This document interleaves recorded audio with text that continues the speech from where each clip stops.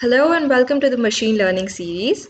In this video, we will be focusing on multi-layer perceptrons.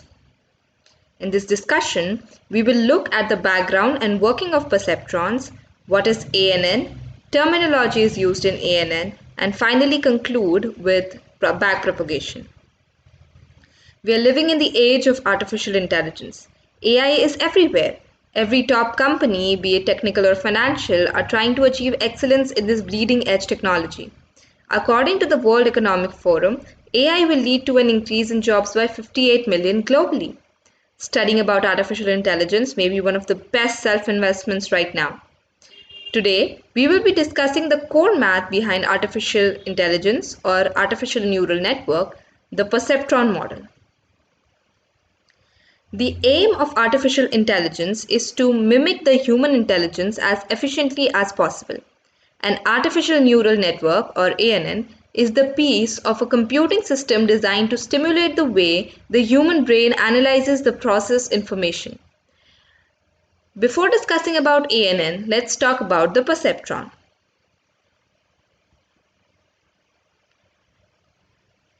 Frank Rosenblatt, an American psychologist, proposed the classical perceptron model in 1958.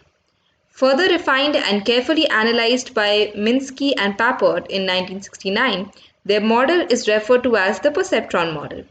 A perceptron is generally used for binary classification problems. A perceptron consists of various inputs. For each input, there is a weight and a bias.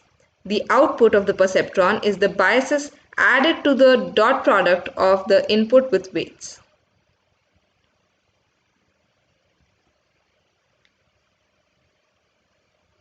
In linear algebra, the output will be as given on the screen. Based on the output y, we can apply classification and we can adjust the weights and biases to achieve desired results. Perceptron model works similar to logic gates to achieve desired results. Now let's have a look on working of perceptrons. Let us suppose we want to predict whether we can go to play or not. Following will be our inputs. Parents' permission, let that be x1. Raining outside or not, let that be x2. Number of players available, that could be x3. We will provide probabilities of the first two events and the number of players. We know that parents' permission is a must, therefore, we'll assign a higher weight to it than others, but we'll add a positive bias because we are eager to play. Similarly, weights and biases of other events can also be assigned. Let's define our perceptron output.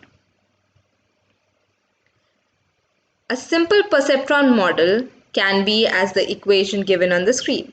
Here by 1 and 0, we mean yes and no, respectively. The same logic can be applied to complex situations with thousands of inputs.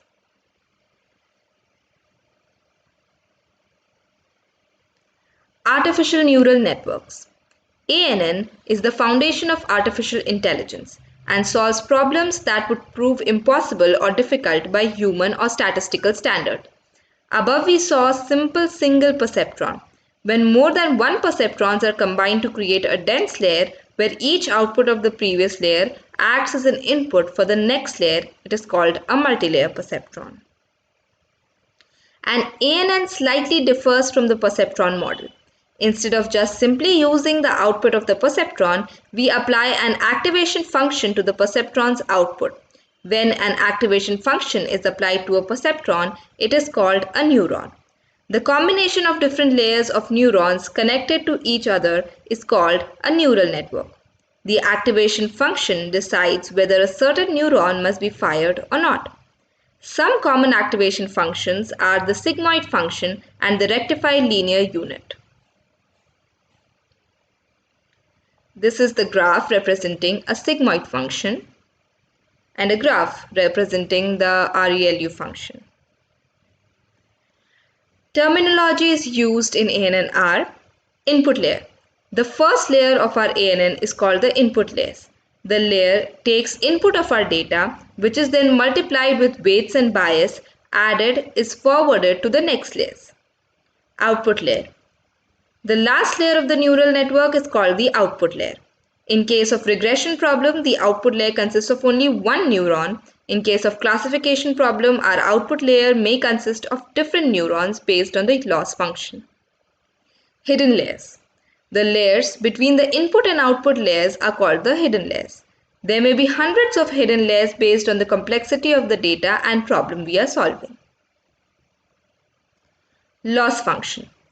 Neural networks are trained using an optimization process that requires a loss function to calculate the model error. In case of regression, the most commonly used loss function is the mean squared error. The formula is given on the screen. Now let's have a brief look on what backpropagation is. Backpropagation is an efficient method used in neural networks to find the gradient of the error with respect to the weights and biases. The backwards part of the name stems from the fact that calculation of the gradient proceeds backwards through the network, with the gradient of the final layer of weights being calculated first and the gradient of the first layer of weights being calculated last. Partial computations of the gradient from one layer are reused in the computation of the gradient for the previous layer. This backwards flow of the error information allows for efficient computation of the gradient at each layer versus the naive approach of calculating the gradient of each layer separately.